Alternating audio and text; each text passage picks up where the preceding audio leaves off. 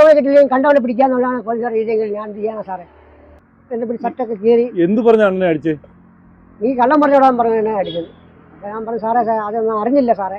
ആ സാറ് എന്നോട് എന്തോ ഒരു വൈരാഗ്യം പോലെ എന്നെ ഇട്ട് ഭയങ്കരമായിട്ട് ഭീഷണിയായിട്ട് എന്റെ ഒരു എനിക്ക് എന്നെ ഒരു മനസ്സിൽ എന്റെ കൈയൊക്കെ പുറം കെട്ടി ഏതായാലും ദൈവമേ ഞാൻ ഈ പറഞ്ഞു പോയില്ലോ, ഞാൻ ചെയ്യാത്ത കുറ്റത്തിനാണ് കുറ്റക്കാരനായി പോയില്ലോ, ഇനി എന്നെ കൊണ്ട് അകത്ത് ഇടുവോ എന്നുള്ള പേടി വെപ്രാളവും എനിക്ക് ആ പാടെ സങ്കടമായിപ്പോയി സാറേ. ഇതൊക്കെ അറിഞ്ഞു കഴിഞ്ഞാൽ ചിലപ്പോൾ ചത്തു പോയാൽ ഞാൻ എന്ത് പറയാൻ സമാനം പറയും സാറേ. ഇതാ സാറേ തെറ്റ്, ഞാൻ തെറ്റ്. ഞാൻ കാണാതെ പോലെ പോയായിരുന്നെങ്കിൽ ഇതൊന്നും അറിയേണ്ട കാര്യമില്ലായിരുന്നു. ഞാൻ സുഖമായിട്ട് ഇവിടെ ഇങ്ങനെ ചാടാപടി നടന്നോളൂ. ഞാൻ കണ്ട കാര്യം തുറന്ന് സാറുമായിട്ട് ഞാൻ പറഞ്ഞു. പിന്നെ അവർ നമ്മളെ ശല്യപ്പെടുത്തുകയാണ്. എനിക്ക് തന്നെ ആ പറയാൻ വെപ്രാളാണ്, പേടിയാണ്. ഞാൻ എന്ത് ചെയ്യുന്നത് എനിക്ക് തന്നെ അറിയത്തില്ല. സാധാരണ പുറത്തോട്ട് അടിച്ച് 2 3 അടി അടിച്ച് എൻ്റെ ഷർട്ടൊക്കെ കീറിയായിരുന്നു. കട്ടവനെ കണ്ടില്ലെങ്കിൽ കണ്ടവനെ പിടിക്കുന്ന ഒരു പഴയ മുറ പോലീസ് ഇവിടെ പ്രയോഗിക്കുന്നത് എന്തിന് എന്ന് മനസ്സിലാവുന്നില്ല. സത്യസന്ധമായി നിങ്ങൾക്ക് പ്രതികളെ ആരെയും കിട്ടാത്തത് കൊണ്ട് ഈ പാവത്തിനെ പ്രതിയാക്കുകയാണോ എന്ന് ചോദിച്ചാൽ നാളെ ഇനി എൻ്റെ പേരിൽ കേസെടുത്താലും എനിക്ക് പ്രശ്നമൊന്നുമില്ല. അവിടെ കണ്ടത് സത്യം വിളിച്ചു പറഞ്ഞു എന്ന തെറ്റാണ് ഈ അണ്ണാച്ചി ആകെ ചെയ്തത്. അതിന് കൊടിയ മർദ്ദനം ഏൽക്കേണ്ടി വരുന്ന ഒരവസ്ഥയാണ് ഈ പാവം ഈ സുരേഷ് അണ്ണാച്ചിക്ക് പോലീസിൻ്റെ ഭാഗത്തു നിന്നും ഉണ്ടായത് എന്ന് പറയാതിരിക്കാൻ വയ്യ. കണ്ട ചില സത്യങ്ങൾ തുറന്നു പറഞ്ഞാൽ അത് ഒടുവിൽ അവനത് വിനയാകും എന്നതിൻ്റെ ഏറ്റവും നല്ല ഉദാഹരണമാണ് കൊല്ലം ജില്ലയിലെ പുനലൂർ മുക്കടവ് പാലത്തിൻ്റെ മുകളിൽ ആ റബ്ബർ തോട്ടത്തിൽ അജ്ഞാത മൃതദേഹം കണ്ട തമിഴ്നാട് ശങ്കരൻകോവിൽ സ്വദേശിയായ സുരേഷ് എന്ന അണ്ണാച്ചിക്ക് പോലീസിൽ നിന്നും ഉണ്ടായത്. തെളിവെടുപ്പിൻ്റെ ഭാഗമായിട്ടോ ചോദ്യം ചെയ്യലിൻ്റെ ഭാഗമായിട്ടോ എന്ത് വേണം ചെയ്യാം. ഈ പാവത്തിനെ വിളിച്ച് നല്ല മഴയുള്ള സമയത്ത് ആ തോട്ടത്തിൽ കൊണ്ടുപോയി കൈകാലുകൾ പിറകിൽ കെട്ടിവെച്ച് ഒരു പോലീസ് ഉദ്യോഗസ്ഥൻ മഫ്റ്റിയിൽ വന്ന കുറിയിടുന്ന ഏതോ ഒരു പോലീസ് ഉദ്യോഗസ്ഥൻ ക്രൂരമായി മർദ്ദിച്ചു എന്നാണ് പറയുന്നത്. ആ പോലീസ് പറയരുതെന്ന് ഭീഷണിയും പെടുത്തി. ഈ ഓരോ ദിവസവും ഇവിടെ ഇദ്ദേഹം കിടന്നുറങ്ങുന്ന ഒരു കടയുണ്ട്. അവിടെ ആ കടയിൽ കിടന്ന് സ്വസ്ഥമായി ഉറങ്ങാൻ കഴിയുന്നില്ല, ഭക്ഷണം കഴിക്കാൻ കഴിയുന്നില്ല. ശരിക്കും കടുത്ത മാനസിക സമ്മർദ്ദത്തിൽ കഴിയുന്ന ആ ഒരു സാധുവായ ഒരു അണ്ണാച്ചിക്ക് ചില കാര്യങ്ങൾ പറയാനുണ്ട്. നമുക്കിനി അതുകൂടി ഒന്ന് കേൾക്കാം. സുരേഷണ്ണൻ രണ്ടാമത് പോലീസ് കൊണ്ടുപോയിരുന്നു. അവിടെ എന്തിനാണ് കൊണ്ടുപോയി? അവരെ കാന്താരമുളക് അവിടെയൊക്കെ ഉണ്ടെന്ന് ചോദിക്കാൻ വേണ്ടി വിളിക്കൊണ്ട് പോയി. അപ്പോൾ അങ്ങനെ പോയപ്പോൾ നല്ലൊരു മഴയായിരുന്നു. മഴയുടെ മുകളിൽ എനിക്ക് എടുക്കൊണ്ട് പോയി. അപ്പോൾ 2 പേര് സാർമാർ 3-4 പേരുണ്ടായിരുന്നു. അപ്പോൾ എന്നെ കൊണ്ടുപോയിട്ട് അവിടെ നിന്ന് ഞാൻ കയറി പോയി. കുറച്ചു നേരം നിന്നപ്പോൾ സാർ അവിടെ ഇരിക്കാൻ ഇരുന്നു. സാറ് കിടന്ന് ഒത്തിരി കണ്ടമാനം കാറുമായിരുന്നു. ഭയങ്കര സൗണ്ട് കൊടുക്കുമായിരുന്നു. സൗണ്ട് കൊടുത്തപ്പോൾ ഞാൻ തന്നെ പേടിച്ചു പോയി. ദേഷ്യപ്പെട്ട് സംസാരിച്ചു. എന്താണ് പറയുന്നേ? അല്ല, അങ്ങനെ വന്നപ്പോൾ 2 പേര് അവിടെ നിന്ന് ഇങ്ങോട്ട് വരുമായിരുന്നു.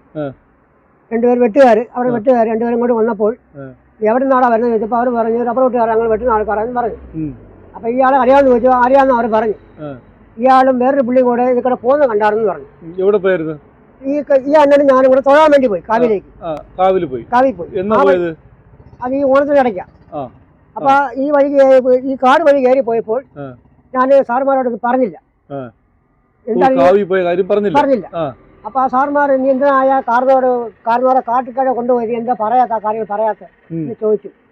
അപ്പൊ അതിനോട് ഭയങ്കര ദേഷ്യപ്പെട്ട് ചൂടായി വന്നപ്പോ എനിക്ക് അടി കിട്ടി. അടിച്ചു. എവിടെ അടിച്ചു? പുറത്തോട്ട് അടിച്ചു. 2 3 അടി അടിച്ച് എന്റെ ഷർട്ട് കീറിയായിരുന്നു. കീറി ഷർട്ട് അവിടെ കിടപ്പുണ്ട്. അവിടെ കടയിൽ കിടപ്പുണ്ട്. ആ തോട്ടത്തിൽ കിടപ്പുണ്ട്. അങ്ങനെ ചെയ്തപ്പോൾ പിന്നെ ഇവർക്ക് കുറെ അടി അടിച്ചു. പുറത്തോട്ട് അടിച്ച് ഷർട്ടിന്റെ പിടിച്ച്. അപ്പൊ എനിക്ക് സങ്കടമായിപ്പോ ഞാൻ തന്നെ പ്രതിയാകുമെന്ന് ഒരു പേടി എനിക്കായിപ്പോയി. എന്നെ ആപ്പടെ വെപ്രാളായി. എന്നാ നീ അങ്ങനെയാണ് മറ്റേതാൻ പറഞ്ഞ് എന്നെ കൊണ്ട് ഇവിടെ ആപ്പടെ പറഞ്ഞ് ഞാൻ പിന്നെ ഇവർ പറഞ്ഞപ്പോ കുരുട്ടുമണിൽ എനിക്ക് വീടുണ്ട്, മുന്നിൽ സ്ഥലമുണ്ട്. ഞാൻ ആരെയൊക്കെ പറഞ്ഞു പോയി. അവർ കാണാൻ പോയി പറഞ്ഞു ഞാൻ പറഞ്ഞു പോയി. ഇല്ല തമാശ അങ്ങനെ പറഞ്ഞു പോയി. ആ സാറുമാർ അതും കൂടെ തെറ്റിദ്ധരിച്ചു. അതും കൂടെ തെറ്റിദ്ധരിച്ചപ്പോൾ എനിക്ക് ആ പടം പേടിയായി. സാറുമാരെ പോലീസുകാരെ തന്നെ യൂണിഫോം അല്ല, അവര്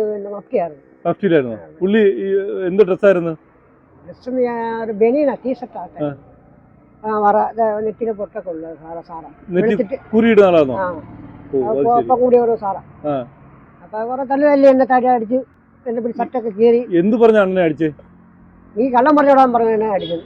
അപ്പൊ ഞാൻ പറഞ്ഞു സാറേ അതൊന്നും അറിഞ്ഞില്ല സാറേ, ഞാൻ സത്യം പറഞ്ഞാൽ അറിഞ്ഞില്ല. ഈ സംഭവമാണ് പറഞ്ഞപ്പോഴാണ് ഞാൻ അറിയുന്നത് സാറേ എന്ന് പറഞ്ഞപ്പോൾ പിന്നെ അവരെന്നെ ഇറക്കി കൊണ്ടുവന്ന ഷെഡിനകത്ത് കൊണ്ട് ഇരുത്തി. അന്ന് ഷർട്ടിൽ ഇല്ലാതെ ഇറങ്ങി വരുന്നേ ഷർട്ട് കീറിയിരിക്കുവായിരുന്നു. അവിടെ നിന്ന് ഷർട്ട് മാറ്റിട്ട് അവരുടെ വെട്ടുകാർ ഷർട്ട് എനിക്ക് തന്നായിരുന്നു. ഒരു കീറി ആർക്കെ ഷർട്ട് തന്ന് അത് വെച്ച് എന്നെ സ്റ്റേഷനിൽ കൊണ്ടുപോയി ചോദ്യങ്ങളൊക്കെ ചോദിച്ചു. നീ ആണോടാ അതിൻ്റെ പിന്നിൽ ആരാണോടാ സത്യം പറയാനൊക്കെയാണ് ചോദിച്ചു. ഭയങ്കര ഭീഷണിയായിട്ട് ചോദിച്ചപ്പോൾ എനിക്ക് അപ്പടെ വെപ്രാളം. ഞാൻ തന്നെ പറ്റി പ്രതിയാവുമോ ദൈവമേ എന്നാ ചെയ്യണമെന്ന് എനിക്ക് അപ്പടെ സങ്കടമായിപ്പോയി. എന്നെ രാത്രി ഒരു 9 വരെ അവിടെ ഇരുത്തി. പൊറോട്ടൊക്കെ മേടിച്ച് തന്നു. എന്നിട്ട് അവർ പറഞ്ഞ് നീ പുറത്ത് പോയി അവൻ കിടക്കണ്ട, ഹോസ്പിറ്റലിൽ പോയി കിടന്നു, അവിടെ കിടക്ക്.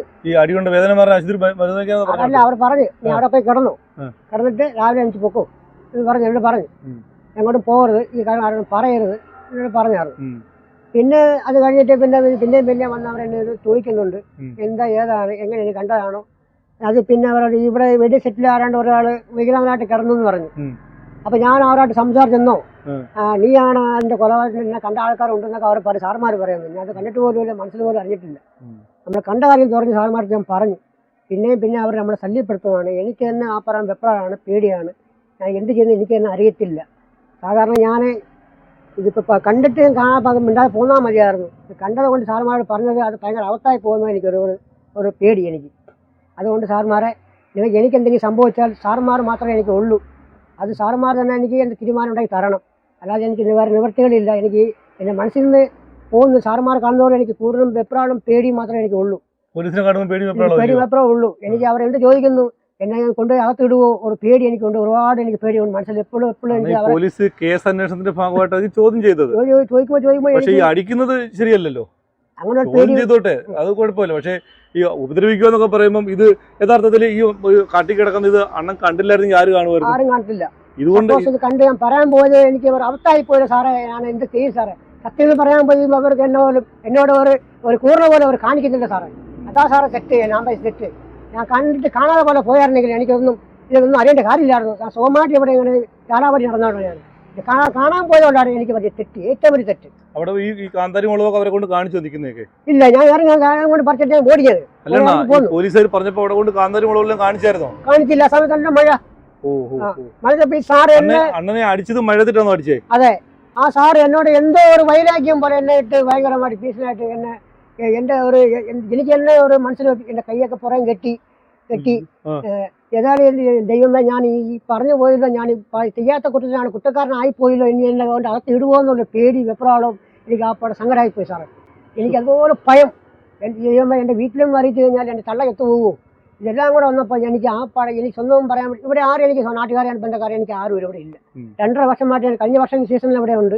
ഈ സീസണിൽ ഞാൻ അവിടെ വന്നതാണ്. ഈ വന്നിട്ട് 2 മാസം 1.5 മാസം അങ്ങോട്ട് അവിടെ ആകുന്നുള്ളൂ ഞാൻ വന്നിട്ട്. ഈ കടകളിലെ ആൾക്കാരെല്ലാം ഭയങ്കര സഹകരണമുണ്ട്. ഞാൻ എല്ലാ കടകളും ജോലി ചെയ്യുന്നുണ്ട്. 10-50-100 എനിക്ക് തരും. അന്ന് ഞാൻ ഇവരോട് സഹകരിക്കാൻ പോകുന്ന ആളാണ്. ആരോട് കടലിൽ ഏൽപ്പ് ചെയ്യുന്നുണ്ട്. ഒരു കള്ളത്തോടോ ചതിയോ നമുക്കില്ല. ഇതുവരെ കഴിച്ചോ? ഭക്ഷണം വല്ലതും കഴിച്ചോ? ഇല്ല, ഇതൊന്നും കഴിച്ചില്ല. അതുകൊണ്ട് നമുക്ക് നിവൃത്തികളില്ല. ഇവിടെ കച്ചവടം കുറവാണ്. സാർ ഇവിടെ ഉണ്ടെങ്കിൽ എനിക്ക് തരുന്നതാണ്. ചേച്ചി ഇവിടെ ഇല്ല, ഇതിന്റെ ഉടമസ്ഥനും ഇല്ല. പിള്ളേരായിരുന്നു. അവരായതുകൊണ്ട് അവരെന്തെങ്കിലും എനിക്ക് തരും. 10-50 തരും, ഓരോട് തരും. ഇതൊക്കെ സഹായിക്കുന്ന ആൾക്കാരാണ്. ഇപ്പം നിവൃത്തി കൊണ്ട് ഞാനിപ്പോൾ എൻ്റെ മനസ്സുകൊണ്ട് ഇപ്പം ഞാൻ ശരിക്കും ആഹാരം കഴിക്കാൻ എനിക്ക് തോന്നുന്നില്ല. ഈ വെപ്രാളങ്ങളും ഈ പേടി എനിക്ക് ഈ സാർമാർ ചോദിച്ചതുപോലെ എനിക്ക് ഒന്നും ഭക്ഷണം കഴിക്കാൻ പറ്റുന്നുണ്ടോ? ചേറെ ഉറങ്ങിയ പിന്നെ നമുക്ക് ആ പഴയ സാർമാരെ ചെയ്യുമോ? ഒരു പേടി മനസ്സിൽ. പോലീസുകാരുടെ ഒരു പേടി. ശരിക്കും ഒന്നും ചോദിക്കട്ടെ, അണ്ണന് ശരിക്കും മഴയത്തിട്ടാണോ ഈ പോലീസുകാർ അടിച്ചത്? അതെ, ആ സമയത്ത് തന്നെ മഴയായിരുന്നു. ആ സമയത്ത് ഈ തുണി കൈയെല്ലാം അന്നേരം നടന്ന സംഭവം പറ. കൈ പിടിച്ച് പുറകെ കെട്ടി ഇറങ്ങിടാന്ന് പറഞ്ഞ് ഇറങ്ങി താഴോട്ട് വന്ന് സെറ്റി കൊണ്ട് ഇരുത്തി. അവിടെ നിന്ന് വേറെ ഷർട്ട് എനിക്ക് അറക്കെ ഷർട്ട് എടുത്ത് തന്നു. മഴയത്ത് മുകളിലാണ്. അപ്പൊ അങ്ങനെയൊക്കെ ആയപ്പോൾ എനിക്ക് ഇപ്പൊ അവർ ചോദിക്കുന്നവരും എന്നെ പ്രതിയാകുമോ എന്നുള്ളവരെ എനിക്കൊരു പേടി, എന്നെ ആക്കുമോ എന്നുള്ളൊരു പേടി. ആ ഒരു എനിക്ക് പേടിയേ എനിക്കുള്ളൂ. കണ്ട കാര്യങ്ങളിൽ നമ്മൾ സത്യം പറഞ്ഞതുകൊണ്ട് ഞാനിപ്പോൾ കൊന്നവനെ കിട്ടില്ലെങ്കിൽ കണ്ടവനെ പിടിക്കാന്നുള്ളതാണ് പോലീസുകാർ രീതിയെങ്കിൽ ഞാൻ എന്ത് ചെയ്യാനാണ് സാറേ? സാറ് തന്നെ ആലോചിച്ച് നോക്കി. സാറേ ഞാനിപ്പോൾ സാറെടുത്തോളം പറഞ്ഞു, നാളെ സാറുമാർ കൊണ്ടോട്ട് എന്ത് ചെയ്യുമെന്ന് എനിക്കെന്നെ അറിയത്തില്ല. അതുകൊണ്ട് എനിക്ക് ഒരു വെപ്രാളം പേടിയുണ്ട്. സാറുമാർ ഇതിനകത്ത് തീരുമാനം പറഞ്ഞ് തീരുമാനിക്കുക. എനിക്കൊരു വിടുതൽ എങ്ങനെ കാണിച്ചു തരിക. ഡോക്ടർമാരെ കാണുന്നത് എനിക്ക് വെച്ചാൽ വേദനകളൊക്കെ ഉണ്ട്. എന്നാലും എനിക്ക് എന്താ സാറേ ഞാൻ പറയുന്നത്, പേടിയാണ് എനിക്ക് ഉള്ളത്. അമ്മയുണ്ട്, ചേട്ടന്മാരുണ്ട്, പെങ്ങന്മാരുണ്ട്. ഭാര്യ മക്കളൊക്കെ എന്നെ വിട്ടിട്ട് പോയി. ഓ, അപ്പൊ എനിക്ക് ആരുമില്ല, എൻ്റെ അമ്മയുണ്ട് ആശ്രമമായിട്ട്, അത് വയസ്സായി, ഒത്തിരി വയസ്സായി. ഉം. ഇതൊക്കെ അറിഞ്ഞു കഴിഞ്ഞാൽ ചിലപ്പോൾ തട്ടി ചത്തു പോയാൽ ഞാൻ എന്ത് പറയാം, സമാനം പറയും സാറേ. ഇതൊക്കെ ആയതുകൊണ്ട് നാട്ടിൽ അറിഞ്ഞു കഴിഞ്ഞാൽ മിക്കവാറും തള്ള ചത്തു പോകും. ഒരുപാട് വയസ്സായ തള്ളയാ. ഇവനെ ഇങ്ങനെ പോയി പറ്റുള്ളൂ പറഞ്ഞു കഴിഞ്ഞാൽ അതിന് വേദന അമ്മയ്ക്ക് പെട്ടെന്നുള്ളവരായിരിക്കുള്ളൂ ബുദ്ധിമുട്ടുകൾ. അതുകൊണ്ട് ഞാൻ ആപ്പാട് തകർന്നിരിക്കുകയാണ്. സാർമാർ നിങ്ങൾ പറഞ്ഞത് തീരുമാനിച്ച് നിങ്ങൾ എന്നെ ഒരു രീതിയിൽ ഒരു വഴിയെ കൊണ്ടുവന്നെങ്കിലേ എനിക്ക് നിങ്ങൾ സ്വസ്ഥമായിട്ട് ആഹാരം കഴിക്കാൻ പറ്റത്തുള്ളൂ. അത് നിങ്ങൾ എന്തുകൊണ്ട് നിങ്ങൾ തീരുമാനിക്കുക, അത് നിങ്ങൾ നടപടി ഉണ്ടാക്കി തരിക. എനിക്ക് നിങ്ങളെ മറ്റുള്ള കാര്യങ്ങളിലൊന്നും എനിക്ക് കൂടുതൽ സംസാരിക്കാനില്ല. സാർമാരെ കൊണ്ട് സഹകരിക്കാൻ പറ്റുമെങ്കിൽ എന്നോട് സഹകരിക്കുക, അതെനിക്ക് പറയാനുള്ളൂ. പക്ഷേ എനിക്ക് എപ്പോഴും മനസ്സിൽ വെപ്രാളങ്ങളേ ഉള്ളൂ. സാർമാർ ഓരോ ചോദിക്കുമ്പോൾ തിരിച്ചും മറ്റും ചോദിക്കുമ്പോൾ എനിക്കൊന്നും ചോദ്യം തന്നെ പിന്നെയും ചോദിക്കുമ്പോൾ എനിക്ക് പറഞ്ഞു സാറേ ഞാൻ ഇതാ പറഞ്ഞോളൂ, കണ്ടതാ പറഞ്ഞോളൂ സാറേ, സത്യം ഇതേ ഉള്ളൂ. അവർ തിരിച്ചും പറഞ്ഞ് ചോദിക്കുമ്പോൾ എനിക്കൊന്നും ഇപ്പൊ ശരിക്കും അണ്ണൻ രാത്രി കിടന്ന് ഉറങ്ങാൻ പോലും പറ്റുന്നില്ല, ഭക്ഷണം കഴിക്കാൻ പറ്റുന്നില്ല, പേടിയാണ്. കേട്ടല്ലോ, ഈ ശരിക്കും പറഞ്ഞാൽ ആളുകേറ മലയുടെ മുകളിൽ അജ്ഞാത മൃതദേഹം ചങ്ങലയിൽ ബന്ധിച്ചിട്ടത് കിടക്കുന്നത് കണ്ട ഏക ദൃസാക്ഷി ഈ അണ്ണനാണ്. ഈ അണ്ണൻ ആ സത്യങ്ങൾ വിളിച്ച് ഞങ്ങൾ ഈ കടയിൽ വന്ന് അവരോട് പറയുകയും അത് പോലീസിനെ അറിയിക്കുകയും ചെയ്തതാണ് ഈ ഒരു തെറ്റ്. ഈ പാവത്തിനെ കൊണ്ടുപോയി ക്രൂരമായി മഴയത്തിരുത്തി മർദ്ദിച്ചു എന്നാണ്, പോലീസുകാരൻ മർദ്ദിച്ചു എന്നാണ് അദ്ദേഹം പറയുന്നത്. ഇത് ഇല്ല കട്ടവനെ കണ്ടില്ലെങ്കിൽ കണ്ടവനെ പിടിക്കുന്ന, കിട്ടിയവനെ പ്രതിയാക്കുന്ന പോലീസിന്റെ പഴയ മുറ ഈ കാര്യത്തിൽ പ്രയോഗിക്കുകയാണോ എന്ന് പോലും ഒരുപക്ഷെ നമുക്ക് സംശയിക്കേണ്ടിയിരിക്കുന്നു.